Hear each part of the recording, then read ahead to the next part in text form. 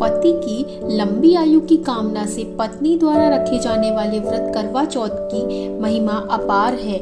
मान्यता है कि इस व्रत को करने से पति को न केवल लंबी आयु मिलती है बल्कि वह निरोगी भी रहता है। साथ ही पति पत्नी के बीच असीम प्रेम होता है।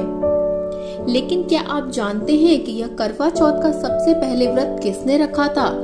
मान्यता है कि सबसे पहले यह व्रत शक्ति स्वरूपा देवी पार्वती ने भोलेनाथ के लिए रखा था।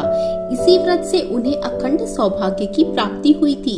इसीलिए सुहागने अपने पतियों की लंबी उम्र की कामना से यह व्रत करती हैं और देवी पार्वती और भगवान शिव की भी पूजा करती हैं।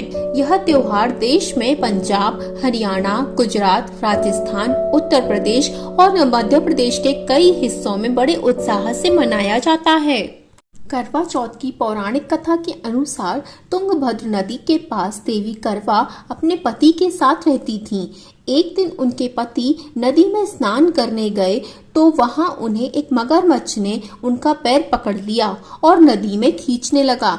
करवा के पति उन्हें पुकारने लगे। आवाज सुनकर जैसे ही करवा दौड़कर नदी के पास पहुंची तो उन्हें देखा कि मगरमच्छ उनके पति को मुंह में पकड़कर नदी में ले जा रहा था। करवा ने एक कच्चा धागा लिया और मगरमच्छ को एक पेड़ से बांध दिया। करवा का सतीत्व इतना मजबूत था कि वो कच्चा धागा टस से मस नहीं हुआ था। अब ऐसी स्थिति थी कि मगरमच्छ और करवा के पति दोनों के ही प्राण संकट में थे। फिर करवा ने यमराज को पुकारा। करवा ने यमराज से प्रार्थना की कि वो उनके पति को जीवन दान और मगरमच्छ को मृत्यु दंड दें, लेकिन यमराज ने उन्हें मना कर दिया। उन्होंने कहा कि मगरमच्छ की आयु अभी बाकी है तो वे उन्हें मृत्युदंड नहीं दे सकता, लेकिन उनके पति की आयु शेष नहीं है। यह सुनकर करवा बेहद क्रोधित हो गई। उन्होंने यमराज को श्राप देने को कहा। उनके श्राप से डरकर यमराज ने तुरंत ही मगरमच्छ को यमलोक भेज दिया। साथ ही करवा के पति को जीवन दान दे दिया। महाभारत काल में भी करवा चौथ के बारे में जिक्र मिलता है। एक बार अर्जुन नीलगिरी पर्वत पर तपस्या करने गए थे। उसी दौरान पांडवों पर कई तरह के संकट आ गए। तब द्रौपदी ने श्री कृष्ण से पांडवों के संकट से उबरने का उपाय पूछा।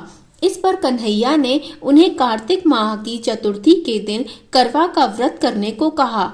इसके बाद द्रौपदी ने यह व्रत किया और पांडवों को संकट से मुक्ति मिल गई।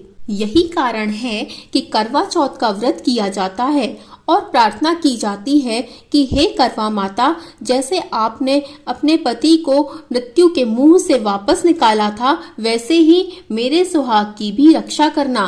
करवा माता के द्वारा बांधा गया वो कच्चा धागा प्रेम और विश्वास का था। इसके चलते ही यमराज ने सावित्री के पति के प्राण अपने साथ नहीं ले जा पाए। उम्मीद करती हूँ दोस्तों आपको करवा चौथ से रिलेटेड जानकारी पसंद आई होगी। अगर मेरा वीडियो आपको पसंद आया हो तो प्लीज इसे लाइक जरूर कीजिएगा और शेयर कीजिएगा और सब्सक्राइब भी मेरे चैनल को अवश्य कीजिएगा। धन्यवाद।